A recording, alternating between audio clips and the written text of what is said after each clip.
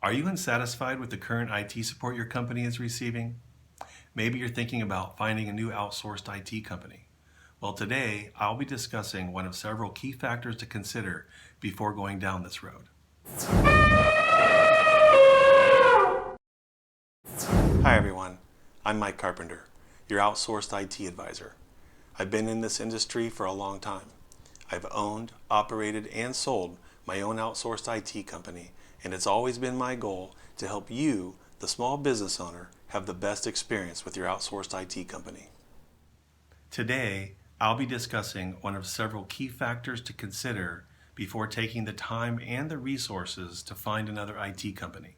Most of the issues I've seen between small businesses and outsourced IT companies almost always relate to a breakdown in communication and a misunderstanding of what is to be expected, specifically in the areas of response time, resolution time, quality of knowledge, deliverables, the contact person, and how easy they are to work with. But today, we're going to be talking about the response time. What is response time? Response time is the amount of time it takes from your initial request for support to actually getting support. This is different than resolution time, the overall time it took to solve the problem.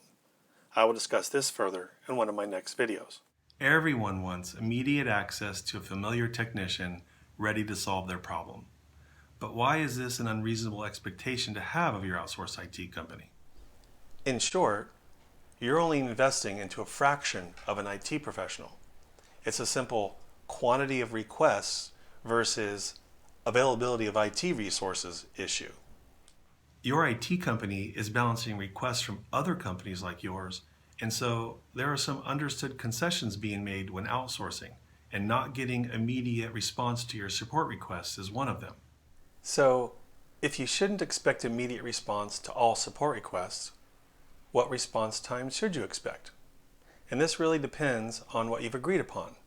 Is your IT company acting accordingly? But as a general guideline, emergency issues receive faster response than non-emergency issues. But what other factors affect response time? Maybe your IT company is understaffed.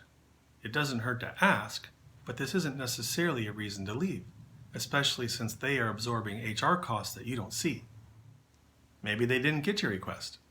I mean, if you used email, it is possible that it got stuck in spam or some virus kind of situation. Be sure to double check that. Or maybe there was a misunderstanding with the level of urgency. Be sure to be clear. And on that note, your IT professionals, they know what is an emergency. Don't misrepresent the level of urgency to try to manipulate the system. That really only disengages the IT professional. They'll still help you, but they might not go the extra mile. In summary, if you are considering changing your IT company over a response time issue, make sure it isn't just a lack of understanding of what you agreed upon. Understand how your IT company prioritizes issues and be sure you are communicating your level of urgency clearly.